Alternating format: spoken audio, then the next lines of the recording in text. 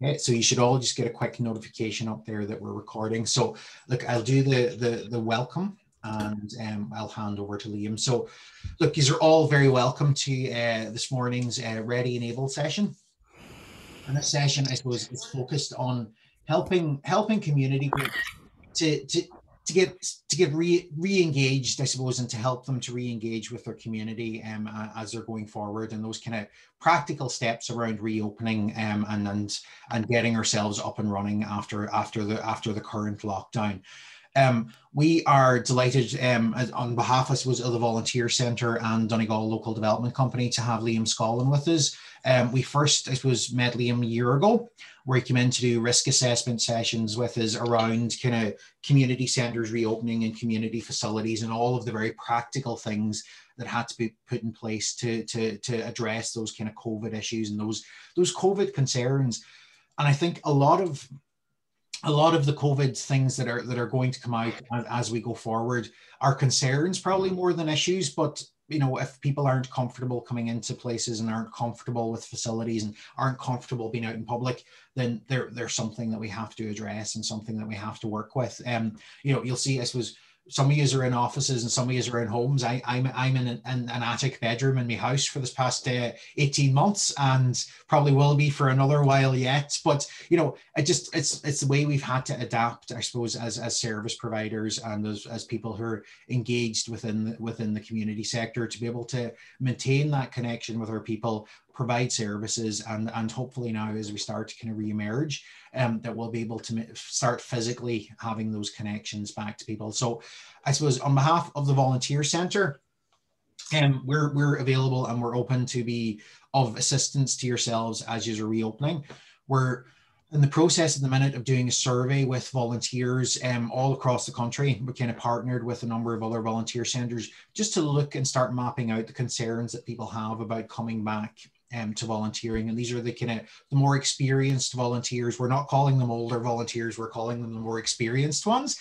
But, you know, we know that there's kind of that, I suppose, a year at home has given people maybe a different perspective, and just we'll hope then to develop sessions around that and develop some workarounds for groups to be able to advise on, I suppose, increasing that comfort level for people to return and how we reassure them of the safety that we have for them in coming back to volunteer.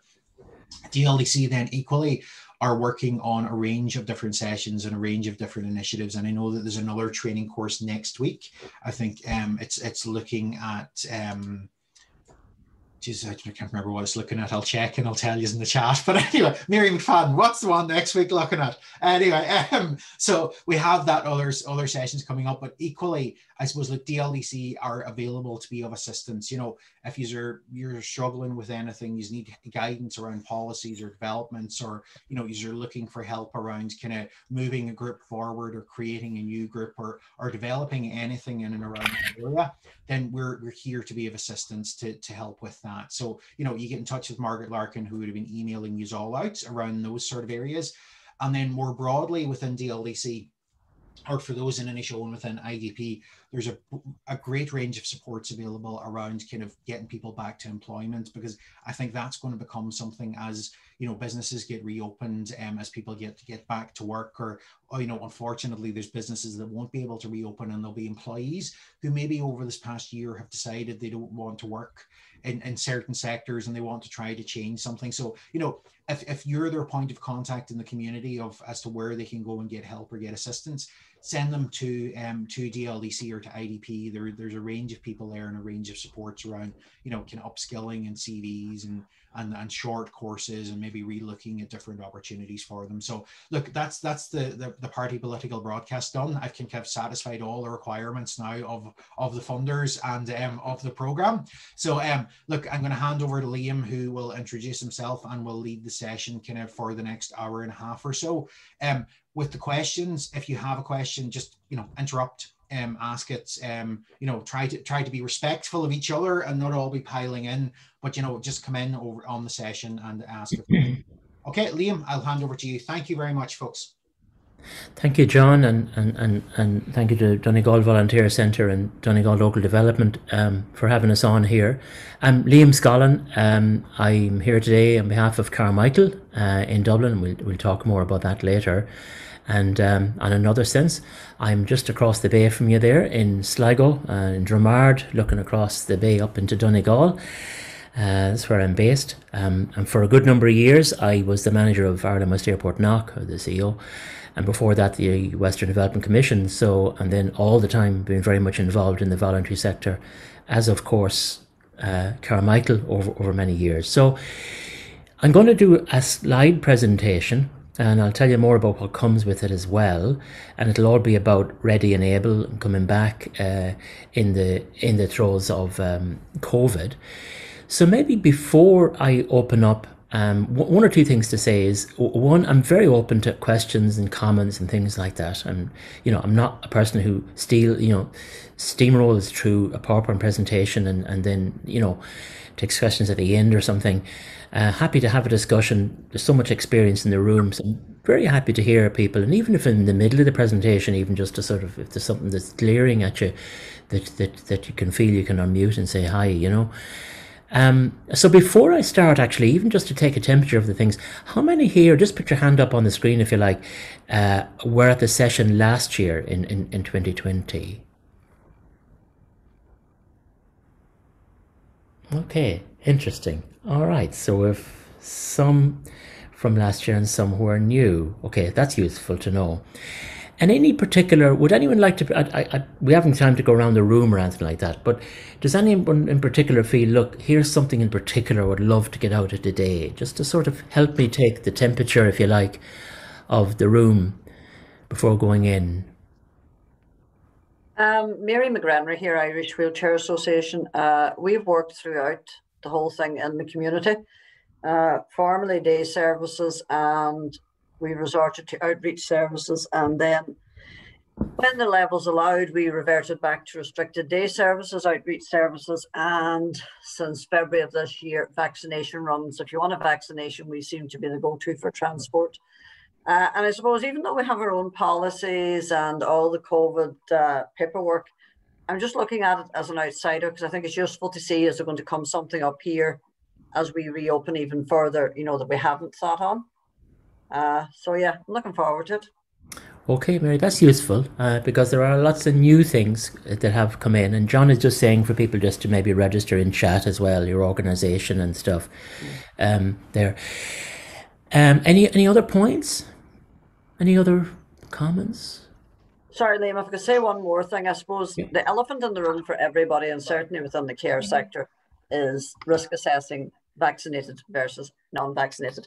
Very interesting comment from the UK last night from Mr. Hancock, where they are now moving to anybody working within a care facility will have to be vaccinated. So it'll be interesting to see how they handle that one.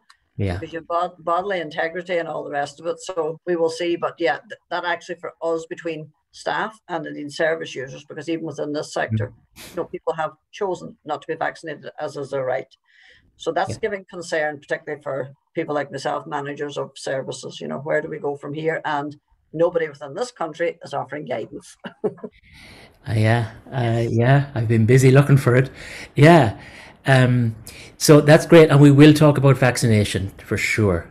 Yeah. Any other comment? Very useful. Okay, so maybe when we get going, there'll be plenty of and I'll stop every now and then just to sort of again come back in the room if you like and take some comments and that kind of thing. So I'll start the presentation now and just go into it. And hopefully you should see there, and I'm just checking with John that you can see a big yellow blob on the screen. That's great. So as I say, thanks to Donegal Volunteer Centre and to Donegal Local Development for supporting this and for putting this at your disposal in Donegal, and that's excellent. And just to say again, we're here from Carmichael, a not-for-profit body itself. So, a whole team of people who, like myself, have come from the voluntary sector and have worked in it and just specialise with working for the voluntary sector and the not-for-profit sector. And I'll give you a session overview of this morning. So in a way, the core of what you're going to get this morning is about the protocols of government and how to follow them and make them easy to adopt. But equally, we have some other pieces as well that sort of really come from the point of view of the voluntary sector. And I suppose what you're really going to get this morning is this, that whatever thing I'm saying, it's in a slide presentation here, and it'll be in a manual that John and Donegal Local Development also will be able to send to you as a result of this. And it'll enable you to pick all of what's going on government and the various agencies in terms of advice in one place, so that you can actually, as a manager, go from A to Z really in terms of implementing a protocol and even dealing with some of these new issues that Mary said there are coming up, like vaccination and indeed homeworking and the right to disconnect and all of these new issues as well. So we'll take it through. So the first element is going to be about our own health and the health of our organisation and the health of our relations with others, all of which has taken a big hit, if you like, in the past year and a half. Overview of government policy. What's different? What's coming through in government policy that is determining the sort of signals that we're getting. Then getting into the core of it, like the work safety protocols around COVID. For those of you who've been at the session last year, you'll see that's very familiar, but there will be changes. There are changes that I have in that. Again, all work safety protocols begin with risk management, and in this case end up in a response plan.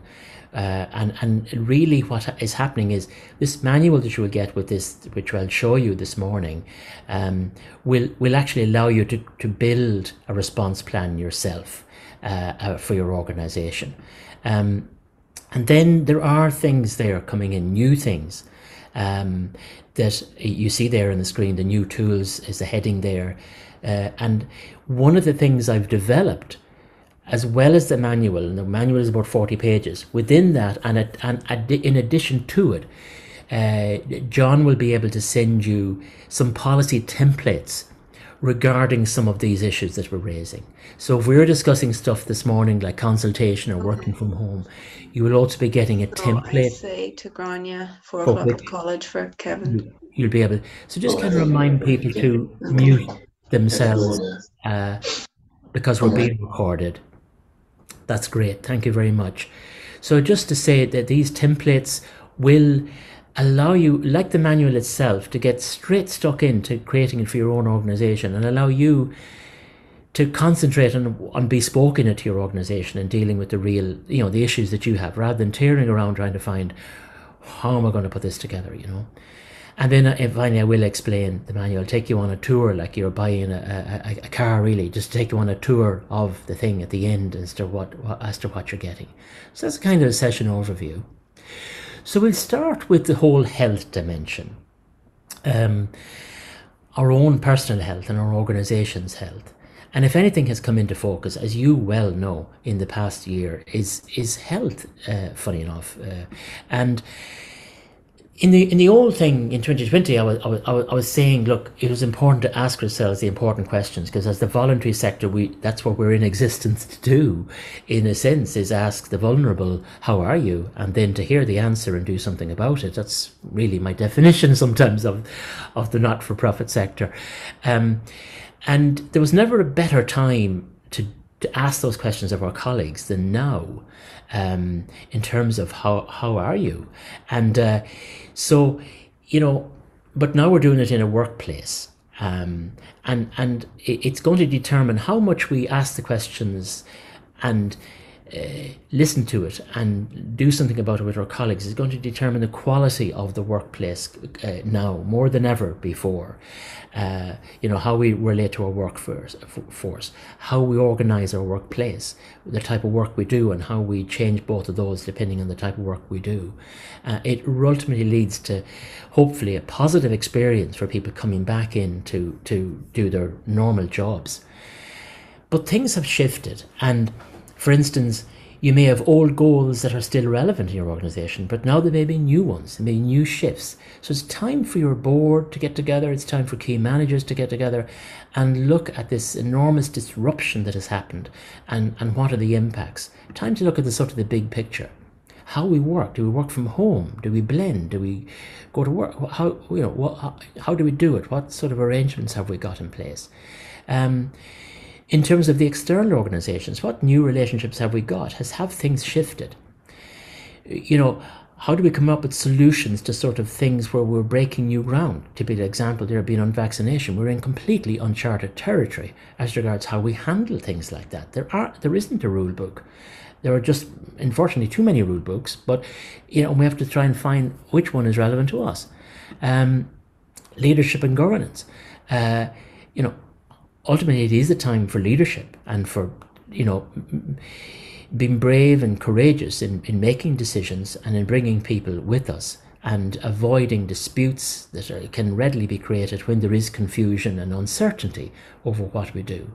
So that's a general picture of the real challenge that's coming in. And I suppose if there's any good thing that has come out of COVID, it's a sense of health and a sense of our vulnerability to health breakdown, not just at a global level, but at a very personal and family level. So, for instance, your user groups and your staff and your colleagues and your volunteers, physical thing. We just literally talked about it there in the warm up to this, the whole mica thing, the whole people worrying about a roof over their heads. Physical, our own physical well-being, mental health well-being. How are we actually coping with the different complexities that are coming up in a changed environment? New pressures, new things to consider, new pressures on our mental capacity, on our mental health. Social, coming out of lockdown. The awkwardness about coming out of it as well as remaining partly in it, and people's different cultural habits and openness or closure to various rules that are about social distancing. Societal behaviour, and I say this from this is the looking in the mirror and looking back, like that. What does society think of us? And a lot of your groups deal with marginalised groups. Whether it's migrants, whether it's the travelling community. People already have felt isolated, coming out of COVID, more isolated. So a new challenge for how groups are perceived. Our own sense of meaning, our spirituality, why we get up in the morning, our own sense of, and some of that has been shook in people as well. Emotional, our balance, our moods, how we handle all that. So whether it's colleagues, whether it's people who come in to use our services, and there are plenty of links there. You'll see some of these links as we go through this morning. So one of the first ways of taking that, and rather than it being a thought for us this morning, but actually it's something that we can use, is one of the things I was saying is a kind of a workplace questionnaire. And I have up there a sort of an outline of the first page of it, and I'll come to the second page in a minute. But just to introduce the idea of it first, there are controversial issues going to come up. Vaccination is just one of them. Working from home is another. The continuance of social distancing when people are unmasked, when people might well feel, gosh, isn't it not over? Or here's what they're doing in Northern Ireland, why aren't we doing it here?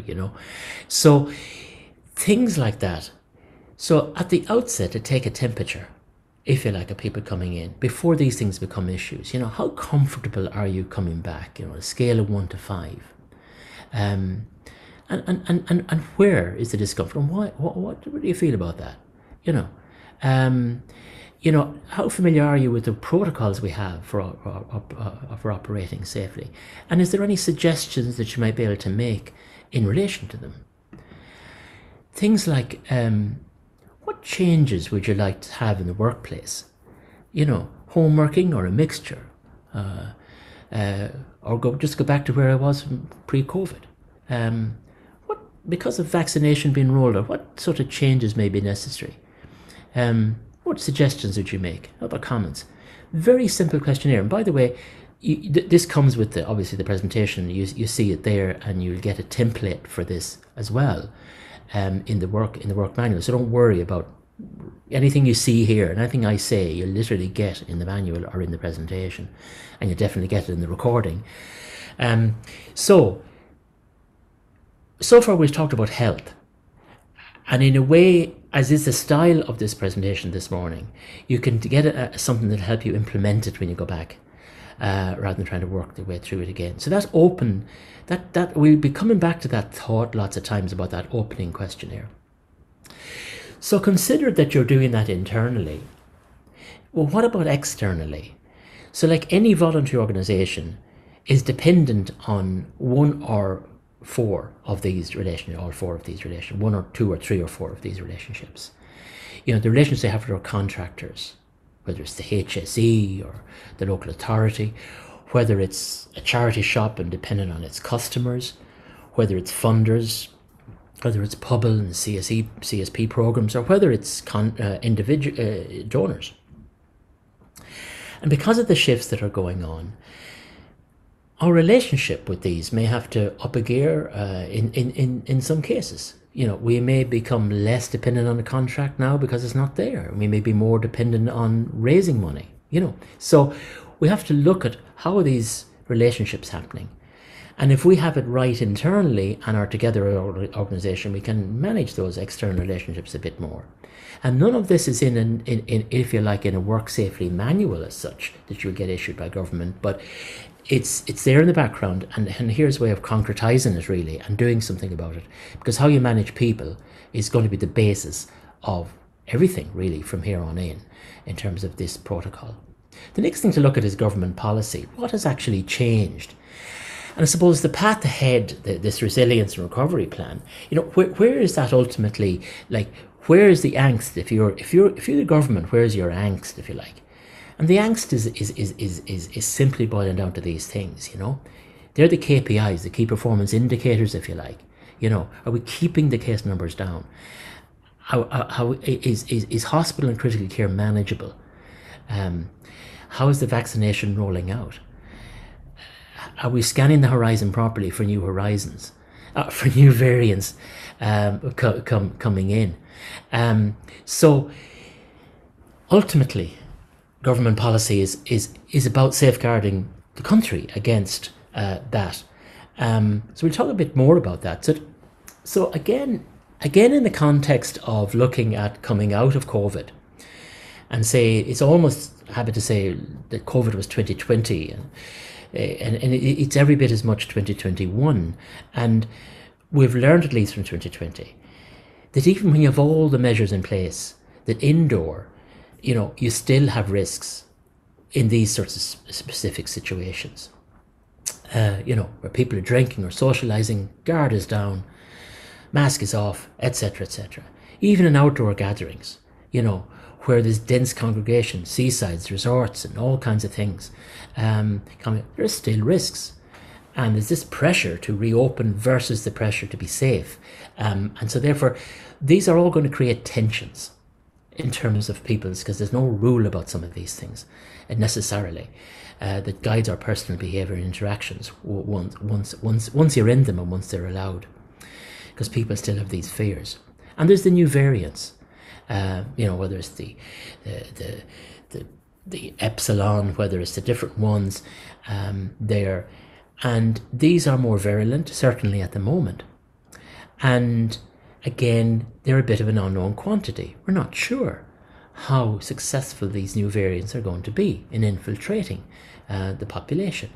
Hopefully not, and hopefully the procedures are in place. So this is all by way of me saying that in terms of protocol, it's still a very necessary thing to be doing in your organisation. So a little word before we finalise on this side of it is like the vaccine bonus, and I think you'll all have got through your letterbox the sort of the periods after these after these vaccines of where you're personally yourself are a little bit safer. So what does autumn and winter 2021 look like? So without me parroting through all those things you see on the screen, the word is be careful. There's still lots of risks there, still lots of unknowns. So it's still be on your guard. Although things are looking good, still be on your guard. So far we've talked about our personal health, our organisational health, our relationships with other people from outside in our organisation. And then what does the horizon look like in terms of COVID-19? And it looks unsettled, like the Irish weather. You're not sure what tomorrow is going to bring. Though you have a fair idea that the weather is going to be good, but you're not just quite sure. So time for caution. So it's time again, unfortunately, and continually for work safety protocols. And anyone who's seen last year's presentation, I've copied one or two slides into it. An artist colleague of mine living in Sligo, described very well the sort of confusion in our emotions about coming back. Some people coming back, but raring to go, can't wait, thought it was all a waste of time in the first place. And other people still in lockdown, even though the movement has freed up a bit. So nothing will change these emotions too much. So we're dealing with people coming back in confused and differing states, depending on what clicks our buttons or what doesn't. So a huge message for leaders and that. And coming to leadership. So really now, how do we manage people in the context of COVID? What is COVID telling us? Or what are the work safety protocols telling us? And we'll come into this in more detail later, but the first step is always putting together a response team, a team of key board members, or all board members hopefully, or key managers, key volunteers, and even looking at this presentation, the protocols that you'll get from today and everything, and saying, well, okay, how do we react to this? What do we change? Leadership, a number of people taking responsibility. A key person being a compliance officer, and a key person within the workforce being the lead worker. So above anything else you can extract, that's what's really important to sort of get together in the very first instance. And don't worry, in the manual that you'll see later, we come and describe what these roles are. So I don't have to go into them in detail here. Again, a slide recopied from last year, but again stays the test of time, if you like, is that if you take all of the documentation, the thousands of pages, if you want to go into HSA, HSE, gov.ie and all the rest of it, and you're tearing your hair out and lost the will to live, you can come back to this page and think it's all there in one page. There's really 4 steps involved in working in the work and safety protocol. As I say, getting the responsible people together, the response team, compliance officer, work representative, deputies, to make sure, if you're driving the link bus or the bus with for wheelchair, with people in wheelchairs, but you go ill, have I a deputy? Have I somebody who drops in at last minute and keeps the service running? Have I got business continuity? So having your key people in place, having your control measures. This is the bread and butter of this, if you like. And to me, I've broken it down into 3 types of control measures. When you look at everything from hand sanitizing to jumping 2 meters every time you walk into a supermarket, all of these things, it boils down to physical measures like gadgets, the hand sanitizers. It boils down to human measures, things I might do if I was a human resource manager, the return to work form, log sheets, those types of things, the protocols, and then finally dealing with a suspected case. It comes back to those 3. There's the 3 fundamental actions we take. And then finally, if we're doing them, communicating it to everybody, and then finally, documenting it. That if the HSA come along and say, well, are you really doing it? You say, yeah, of course we are, but where's the proof? And you have to have the documentation. So this presentation this morning really at its core shows you how to do that in the different steps. And the first step is risk. So this morning is not a presentation on risk management as such, it's just a very quick gander through it to sort of give you some of the key things in terms of risk management. So like this, the funny example there is like, you know, the two of them are there. They think they know that things are being brought to safety to the cabinet where they'll be safe, but actually trips over the cat. So the message being, you know, risk management is not a job for one person that we always gave it to. It's a job for a whole group of people. We all take a picture of a mountain. Every picture is different. So it's like risk management. We need to look at situations and we pick it up. So I won't read out the definition. The definition is sitting there on the screen. But that's what risk management is. And it's the first step in preparing any protocols. And it's made up of two fundamental things: the likelihood of something happening and the impact of it. So normally in risk management, we would be doing an exercise like what's likely to happen and what's its impact and how we're going to manage it over a wide number of things. You know, whether we're going to be, you know, whether we have a board that's capable of doing the job of a board, whether we're compliant with the charities regulator, whether we have enough money, whether we're able to provide the service we are saying we're providing. But in this situation, we're dealing specifically with COVID-related health issues and how we manage that in a context of risk. So moving on from that, that's the process, the sort of risk identification that we talked about, analysing it in terms of likelihood and impact.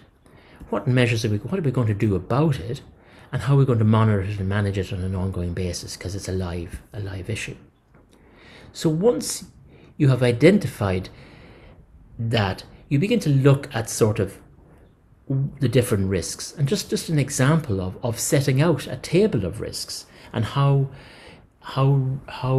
grave they are or how not grave they are. This is again a simple table to look at. And so for instance, again going back to driving the bus for people who need wheelchairs.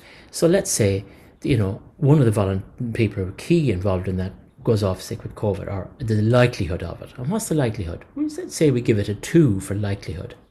And let's say the impact of it is slightly stronger. So it's a 5. 2 by 3 is 5. So you give that a 5 score there. And so that tells you it's not at the extreme end, but it's something we need to mitigate about. So how do we mitigate it about? Maybe appoint somebody who maybe have a situation that if we get a phone call at 10 o'clock at night or at 9 o'clock in the morning that somebody's suddenly got symptoms of COVID, have we got an ability to get a replacement? Have we got the mechanism in order, given the higher likelihood of this happening? But suppose you're an organisation that's dependent on running concerts, largely dependent, not fully dependent, then you say, well, definitely 2021 is not a time for running concerts. So therefore the likelihood of it not having a concert is very high. It's 5 out of 5. The impact again is very strong. So it's a 15 rather than a 6 over here. So now we're dealing with something that's quite grave. This is something existential, if you like, for us. We got to do something about it. We got to really put serious measures in place to actually deal with that. So after a while, you populate this with different things that could go wrong and how important they are and what you might do about them. And then you go into the protocol. You go into the actual, the physical and human gadgetry, human measures that you actually do to actually respond to those risks. And the first set of them is that physical set of, and these are my definitions. You know, I'm used to working in an organization where you're having to deal with lots and lots of issues, lots and lots of red tape and various things, and I always try to focus on, well, what gets my head working on it, and how can I break down all this into making something that makes sense for me. So I broke this down into, first of all, a set of physical measures, things that you'd have to buy in a shop to get. So these are these, and sort of a simple checklist. The front window of this is having, you know, have we got the supplies? Have we the measures in place? Does everyone understand them? Who's responsible? how many people are aware of this, and is there anything else to be done, on these sorts of issues. In the manual, you will get, and you'll see this, sort of details of what these actions mean, and links into where you find more information about what you do in relation to these links. The second one is the human measures, and we have a lot here. And the red ones are the ones who are coming in new. The rest you'll have seen last year if you were on my presentation last year. But here are some of the new ones. So even rapid antigen testing is not really there yet, but it could be there. So, it's something to watch out for. Have we got facilities for it? You won't have, but I mean, it's something to be having on your horizon. Your return to work form, all reliables at this stage. Temperature testing is optional, but if you're working, say, in a kitchen or somewhere like that, temperature testing would be routine. So again, shift patterns to avoid meeting others if at all possible, if you could avoid it. Vaccine information. Have we a vaccination policy? Have we a working from home policy? Have we a right to disconnect policy? And we'll talk more about these and what these mean and how you create them, and you have templates here. These are more the reliable ones, the all reliables again, particular measures for vulnerable people, and that's defined on the HSE website. What is a vulnerable person technically? And you'll get all the links for that. And so on.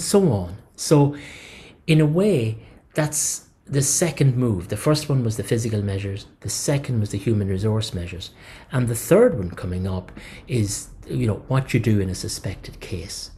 So again, on the HSA website, very good guidance on the steps to follow if in the case of that. And what's different about the suspected case from the physical and the human measures is you have time to plan the physical and human measures.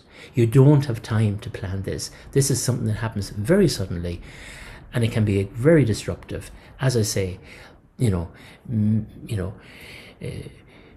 was going to drive that bus with all of the passengers on it this morning at 9 o'clock. She's just rung in, it's 5 to 9, she has COVID symptoms.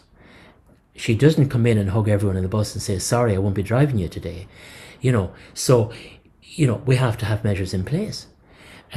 So far what we've talked about is the coming back humanly to work, and being human with other humans, if you like, having common sense discussions, bringing that into a questionnaire, looking at what's happening with government policy and where that is at, and how is that relevant to us, beginning the protocol and looking at risk management to begin with, and then that risk management telling us where to focus on in terms of our physical measures, our human resource measures, and dealing with a suspected case. So for instance, a risk could be that we don't have a spare room to put somebody in if it's a suspected case. So how do we manage that? So do we have a place that we get other people to clear immediately so that the person goes in, or do they wait outside, or is there a place we can create? Do we take the smoking shelter and command that for that space? So these are the mitigating, the reducing measures. So that's how that works. And even if we've done all that, is everybody aware of it, or is this just the two of us that do everything in the organisation, or is everybody aware? And the whole thing with COVID and any risk management is everybody should be aware. That's the whole lesson, and it's red there because that's a new one that I brought in, because that's another added layer coming in, increasingly important, is in working from home. How secure is this? Where traditional controls have not been there.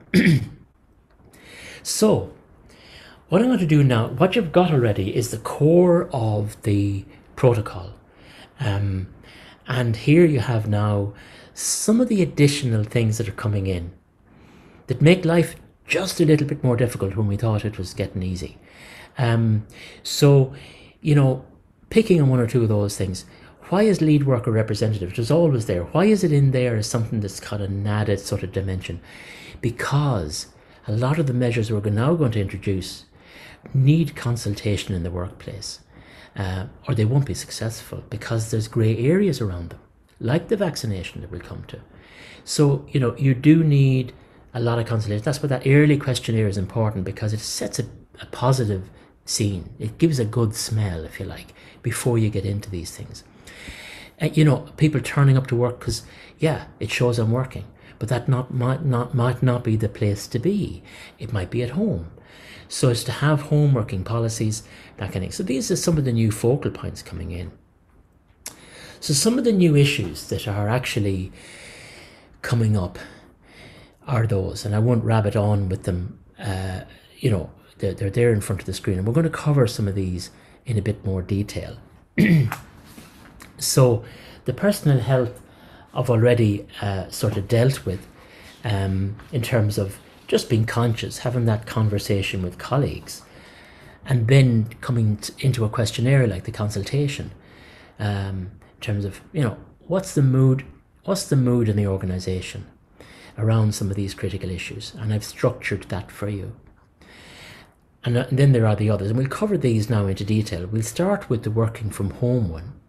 So obviously there's guidance being prepared in terms of working from home, which you can access, of course, and you'll get the link to that in the manual. So don't worry about that; it'll be there for you. And that guidance is giving 5 steps. The first step being a policy, developing a home working policy, which you will consult about. And then get the resources to do it, normal logical steps, and of course the risk assessment. So what you have with this manual attached to it, not within it, but it'll be attached to it, is a draft homeworking policy, and that's the table of contents in the homeworking policy, and it covers different things.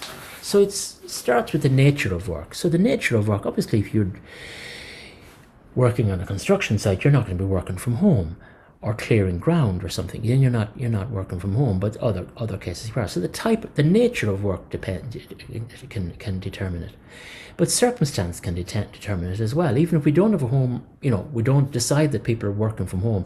What happens if somebody comes back from abroad on holidays in September and they're quarantining for 2 weeks? Do they work from home? How do we organise that?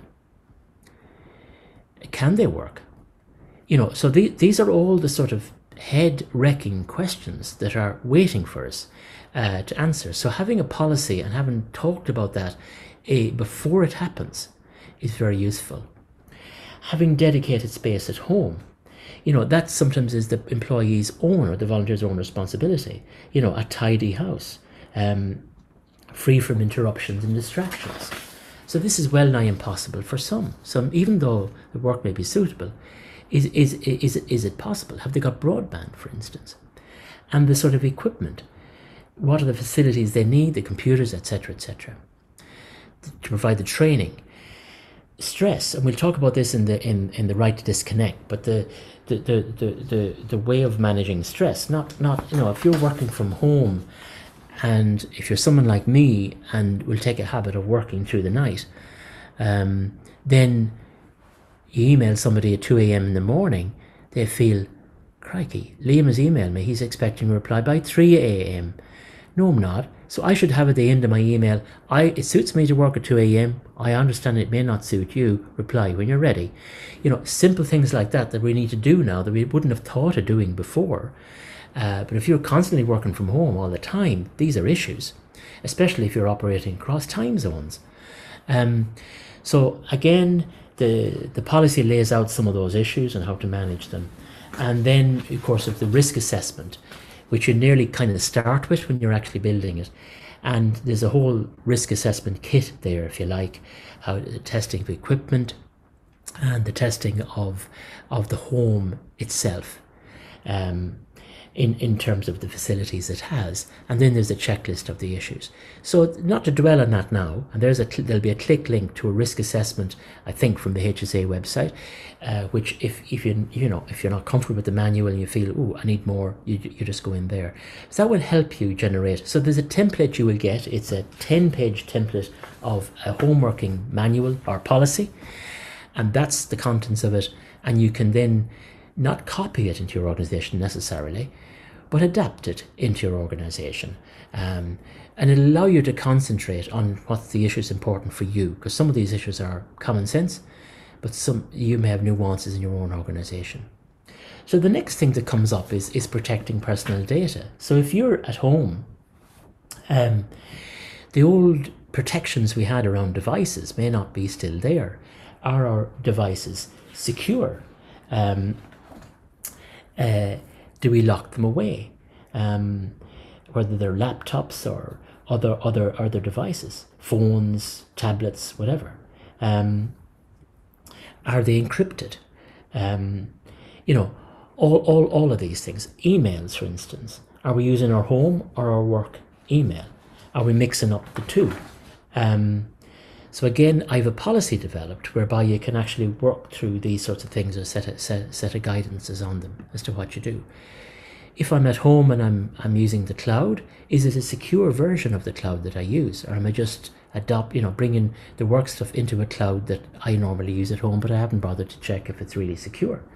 And I could be now getting into trouble that if it's accessed from a remote malicious place, then my client records are going to be got, and I will be faced with a GDPR fine. So those are sort of some of the things. And paper records, are they stored securely? Who can access them? How is that managed? So, protecting personal data when working remotely, very, very important. It is, especially since we're only a few years into GDPR. Cybersecurity at home. So again, a checklist there, which you'll get in the manual about the different threats to cybersecurity.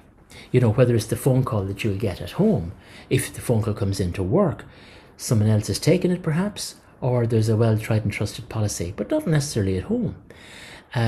So whether it's the phone calls, whether it's the emails, in terms of vishing, there's people, you reply into a malicious email and opening an attachment. Whether it's, if you're in a larger organisation that's national perhaps, and you're the county, the Donegal version of that, do they ring up saying, I'm from your parent organisation, we're just actually updating our policy on something, would you mind giving me your information? It could be a compromise. It could be malicious. How do you protect against that? Remote access threat, the same thing. Having secure policy passwords. Even the router in your home, how is that protected? And if you're running a Zoom conference or some of the other models, how secure are you doing that? And are you using home devices or work devices? So cybersecurity at home, there's a checklist of things to really look at in terms of keeping that secure. I want to talk a bit about the right to disconnect policy.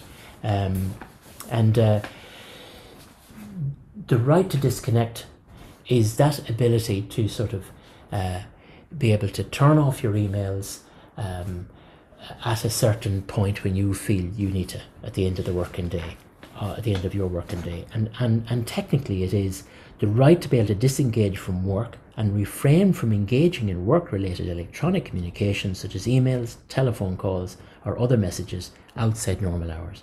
And it generally is about the right of an employee or a volunteer to not routinely perform work outside normal working hours. And that's the biggest, if you like, tendency with working from home or remotely even. So again, I have a right to disconnect policy, which you'll get with this, which looks at, defines it.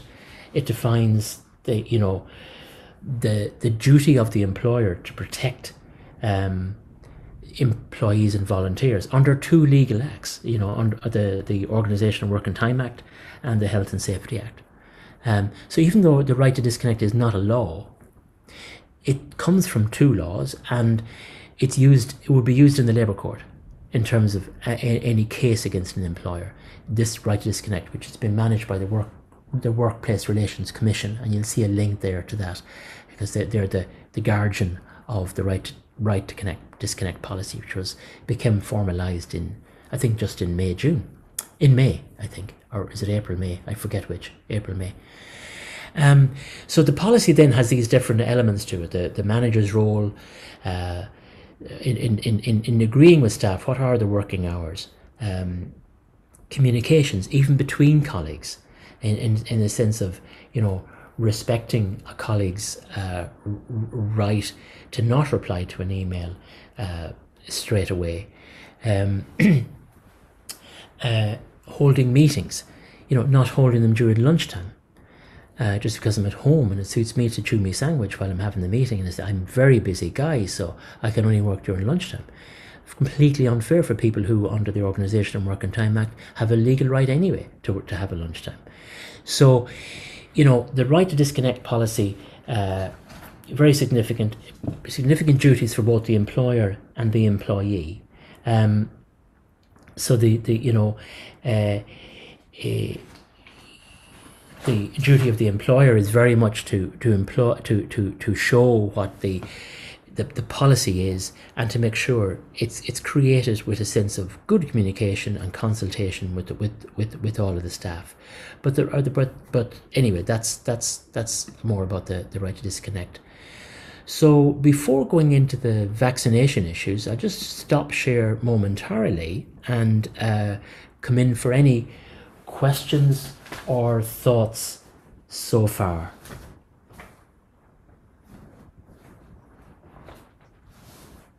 Yeah, thank you, Liam. Yeah, I think the right to disconnect will be interesting, particularly from a voluntary perspective, where people are working evenings and doing stuff like that, I suppose. But it's important, I suppose, that people respect that boundary, that just because it suits you to be up at 2 a.m. doesn't mean it suits anybody else. And yeah, and I think it's important though for people to have that, because everything now comes to your phone, to switch off the notifications, not to be pinging at 2 o'clock in the morning and having that. Like, I've had a habit for since COVID started, my phone is always on silent. It's sitting on my desk in front of me, but that's fine. And during the day, as it rings, I'll find it. But yeah, in the evening time, it means it can sit there, because we're like magpies. We're drawn to the shiny object. As soon as it pings, we have to check to see what it is. So no, it is. I think it's important for us to take care of ourselves as much as anything in that, to actually have that ability to not be connected. So sorry, that was my comment. I'll throw it open to others. Liam, Mary McGranry here. I suppose where we are challenged is due to the nature of our business. We have encountered frequent roster changes, as in daily roster changes, and we have to communicate them to staff by email. We don't have a choice. But now, for example, with the second AstraZeneca's ramping up for a cohort of people that I deliver services to, between last night and this morning at 11 o'clock, we had to send out notification of 4 people to be transported between Saturday and Sunday. But what we're saying is, look, this is unusual. It's a period of high activity, and it will finish within 2 to 3 weeks. But I think a lot depends on the culture of the organisation that you work for.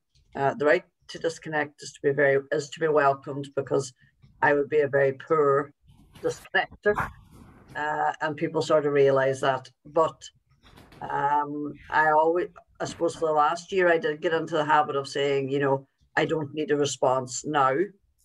Or where I do need a response, I will say, look, sorry about the short notice, but I really need this because there are things that come up unexpectedly. And I think that's what we need to be aware of, because the right to disconnect can be used, as a reason to do nothing if it suits somebody. So it's getting that balance right, and it's about consultation with people that work with you and work for you. Yeah, exactly. And you say it well, Mary. And in relation to those emails, there are 2 pro formas. I think I have them in the policy. One is a pro forma that sort of says the fact that I'm emailing you at 2 a.m. in the morning doesn't mean you need to reply to me, kind of job. And equally, there's a reply, a standard reply you can put with things like saying, I've received your email, my normal working hours under the right to disconnect policy are, and I'll be endeavouring to contact you then. And obviously there's exceptions when, as you say, there's people to be transported tomorrow. But once you have the rule, it's easier to have the exceptions. And if you have the rule, then it's so important that those 4 people get transported. If you don't have a rule, you might email somebody who says, I'm fed up of getting these. I have no control over this. And then they say, no, I won't.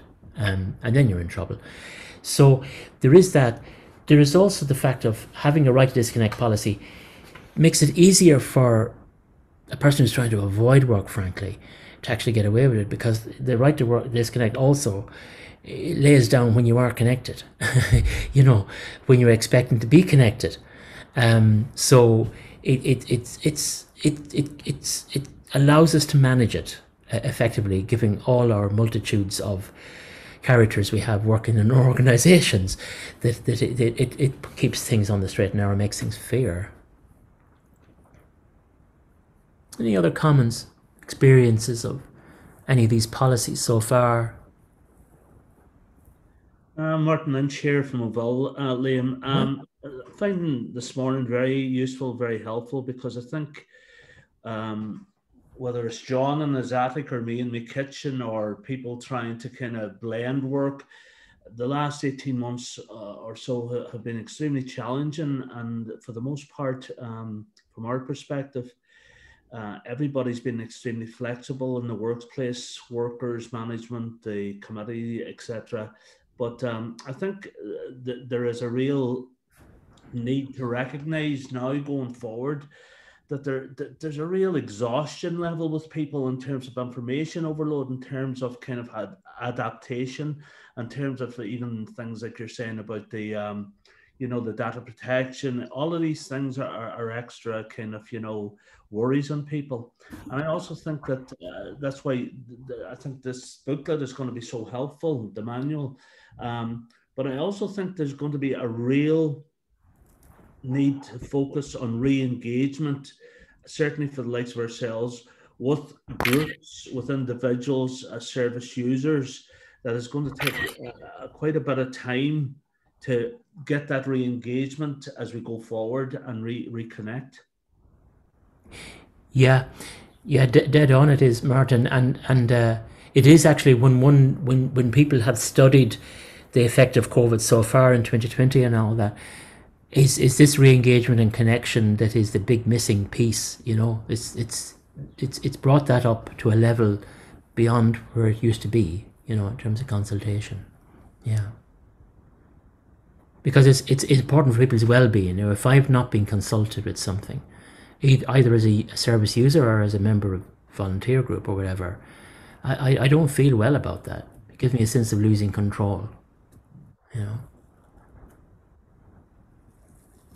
So many of these things are about it's all a lot of these things are in your head, and it's just about feeling that empowerment and having the information and being able to actively make a decision that you're going to do something. It all lends to that feeling of security, and that's the feeling that we need at the moment to re-engage with services. Okay.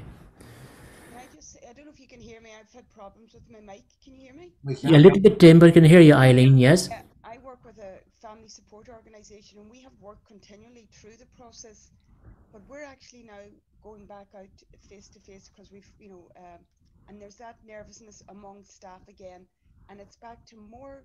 It's the check-in. It's all this added layer of check-in. Your pre-COVID checklist. It's tough, and people have worked so hard from home.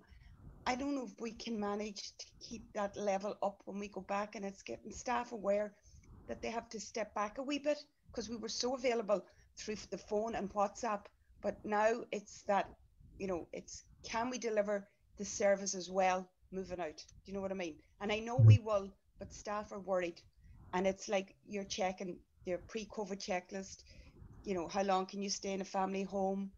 It's all that layers again. Never mind doing the piece of work you have to do, and people are tired.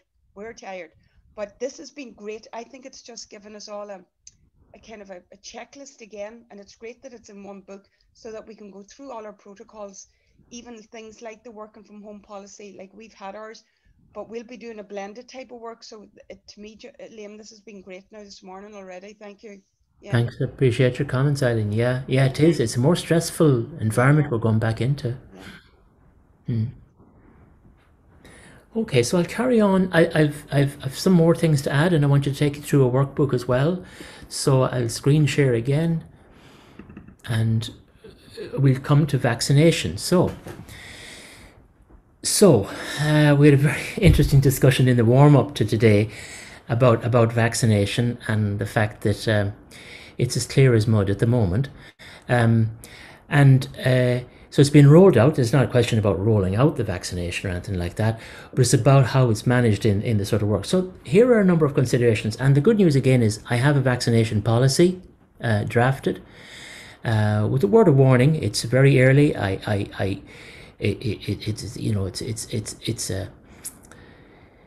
There's an absence of really clear guidance on it, so I haven't been able to. So I kind of stretched outside the country a little bit to get some of it. So, but there are a few things to think about that are outside of the policy that I'm talking to you about. But legal considerations. So, for instance, first of all, the knowledge that you are vaccinated or not vaccinated is personal health knowledge. It's the same status as me asking you, are you pregnant? Or would you by any chance have a me? You basically, really, in normal circumstances, you're not allowed to ask that question. So that's the first thing. And also vaccination itself at the moment is based on voluntary informed consent. So there's no mandatory vaccination in that sense in the country. It's not mandatory. So it's a free choice. So encouraging vaccine take-up, in the workplace, can I legally encourage vaccine take-up? Yes is the answer, in the sense that you provide education and information about it, the fors and the againsts. What is the negatives, what are the positives, so that if you like, people are informed. Your duty is to inform people to make good decisions, not to tell them to vaccinate or not to vaccinate. The workplace virus testing, again,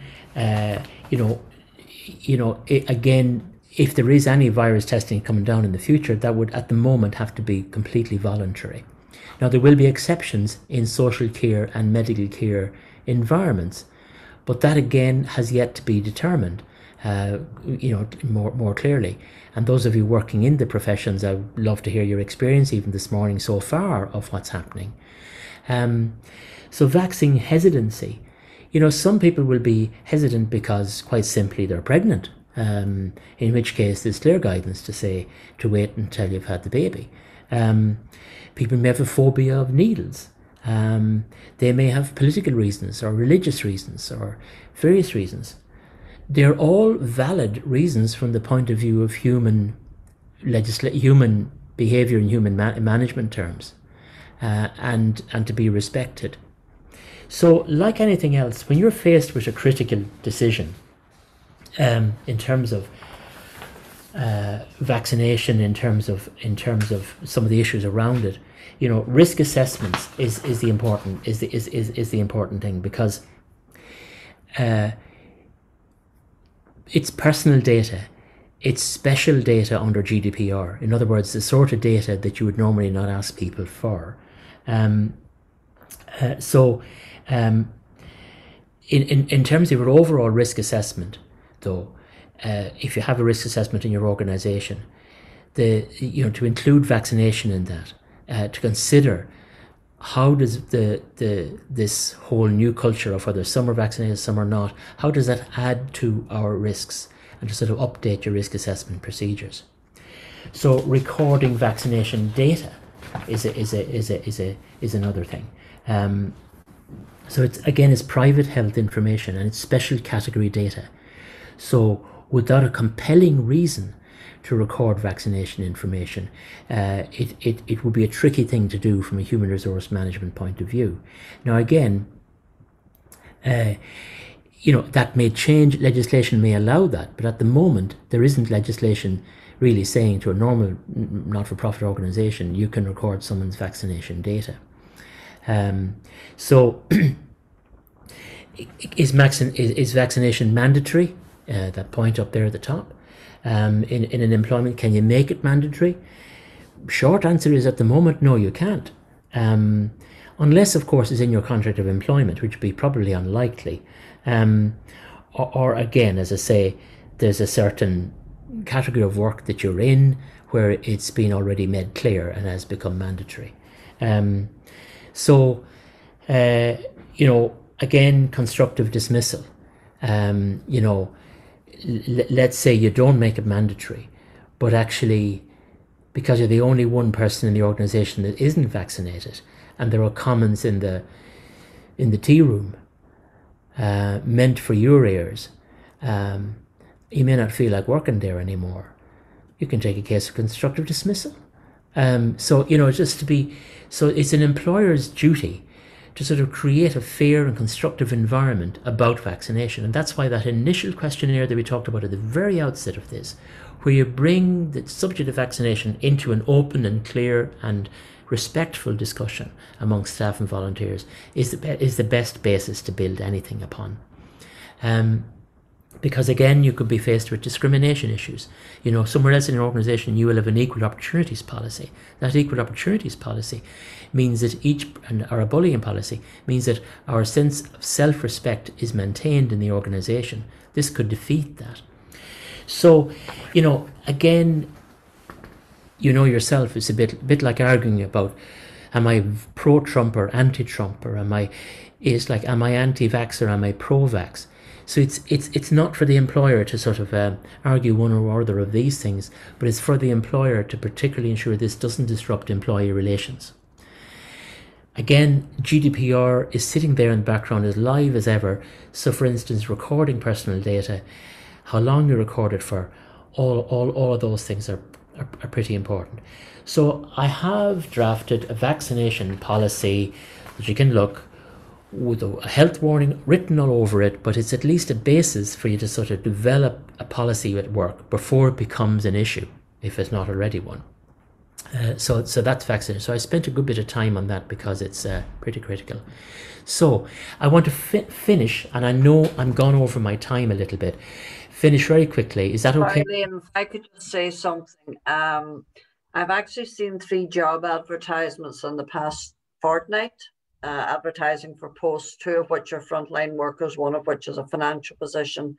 And on the advertisement, it actually says, subject to accepting the COVID-19 vaccination when offered. Yeah. Anybody else come across this? I've come across it in guidance, and whilst I'm not a solicitor and I'm not a lawyer, I would say, if before you go to put up an advert like that, have a look at the equal opportunities legislation, which says that everybody has the right to apply for a job. It's not dissimilar to say apply only if you're Irish, So yeah, I think it's really interesting. I'm wondering how it's going to play out. Yeah, so I would look carefully at equal opportunities legislation, i.e. people before they even get a job, but you have the right to apply for it. If there's a mandatory something behind that, that's a different story. If there's a compelling public health argument, then that's okay. Well, for frontline, there probably would be, but for the other position, which was financial, I was thinking, no, could be sticky wicket here. Yeah, it has to be a compelling public health issue and a GDPR legal process. In other words, I don't hold the information, etc., etc. So those are the guidelines to work. So I'll take you through the manual very quickly. The manual is made up of three different things. It used to be made up of 2, now it's 3. The first, and I'm going quickly because I'm conscious we're over time a little bit. So a clear pathway to return to operations, compiles the documentation. So that's the doing. It documents, and also these new tools that you need, these new policies. So basically it's a workbook. You're asked to complete questions, answers to questions, and fill in gaps. And you have very specific references as you go along, so you can go into government websites to actually get more detail. So the first part is, having all these steps that take you before you return even I mean, that in terms of those conversations I talked about, right through to the prevention and control measures.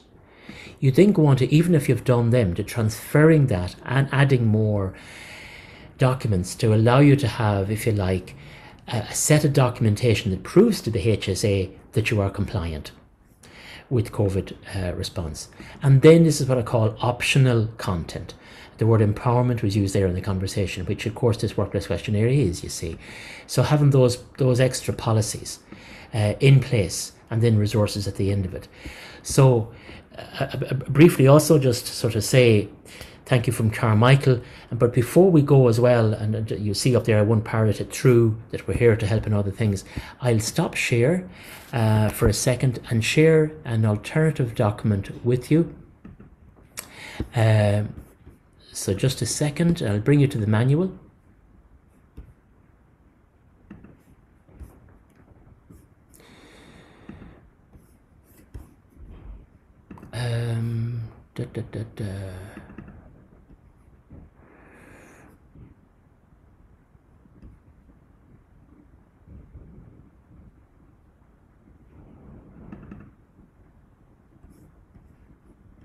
Okay, I'm encountering a problem actually. I'm still on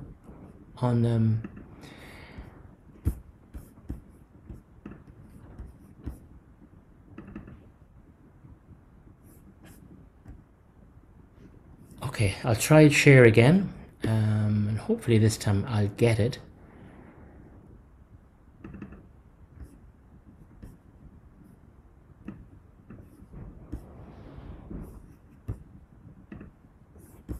Can you see an updated manual? Great stuff. Sorry, I don't know what happened there. Microsoft came in and said that it had a problem. There you go. So here's the manual. This is a very quick run through. This is not a PowerPoint presentation. It's simply a manual that you'll have as a result of John and Margaret organising this from Donegal Volunteer Centre and Donegal Local Development. So basically that's the manual and that's the contents. So it goes right through from the beginning, you sort of, before you reopen, the mental health issues, the questionnaire, the template for that, the risk analysis, the key responsible people, the prevention measures, the core, as I say, of the thing. Then your documentation goes right through things like the different policies, vaccination, home working, cyber, the right to disconnect, checklist for mitigating against legal claims as well. So there's the manual. I'll go through it very quickly, just give you a visual sense of it rather than, so it lays out how to use the manual. But coming into it, it has those issues that I raised. They're all documented there. It is even like when you're checking with your colleagues, what are the questions you would ask of your colleagues? The questionnaire will be there. It's laid out in chapter 6 of the manual, the 2 pages of it. Then risk analysis. The templates are sitting there ready to use. Key responsibilities. So you see there that not only do I lay out what the key responsibilities are, but I go to the part of the health of the work safety protocol or whatever government documentation brings you to the link that brings you there. The response team. Officially, what is the role of a response team? It lays it out there and you can add to it. Officially, what's the role of a deputy? Officially, what's the role of a compliance officer? And you can add to it. So it goes through the responsible people and the connection, the links to bring you deeper. Then it goes into the physical measures. We talked a lot about the physical measures. It lays each one of them out there. And where I felt there was a need for a link, I put it in. So you have all the human resource measures, where there's even the rapid antigen testing, through to training, vaccination information, what to do. It's all there in the links. The control measures in a suspected case, the communications, the links into that, and then preparing the documentation. You already will have generated a lot of documentation by doing the above, but not all of it. So you'll still need a policy statement, a return to work form, a responsible people's register, things like that. Those issues, they're all sitting there, the contact logs. Then you have the workplace questionnaire that we referred to earlier, the outline of it there. Vaccination policy outline. Attached with this, John will be able to send you an additional vaccination policy in fuller detail. Same with the home working, same with cyber, same with right to disconnect. And finally, a checklist to look at, are we within the law? Can I really say that to an employee or a volunteer? Those sorts of things to check your own, as you say, that you engage your brain before you open your mouth kind of thing, in terms of what you might say to somebody.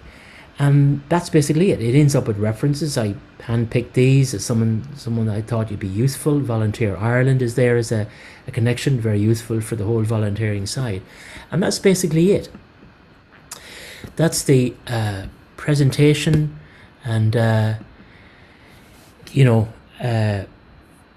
if you have any other final questions, sorry for running over my time. I know John had a thing that he doesn't punish the punctual, but I wonder what you do with the people who are too late. We just leave.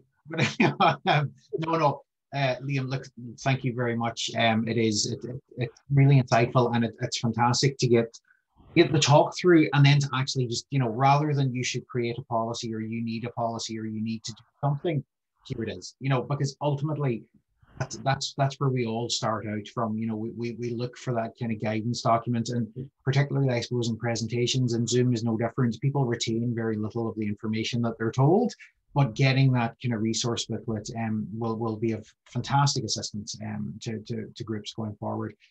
So no, thank you very much for that. I don't know, is anybody any questions or comments or? And stepping in, John had said for you to register originally as well, just to put your name in chat. If you haven't already done so, if you come in late, please do that. Yeah. So yeah, any questions? Happy to. I'm in no hurry. Any thoughts, suggestions, even experiences that you've had about protocols and these policies?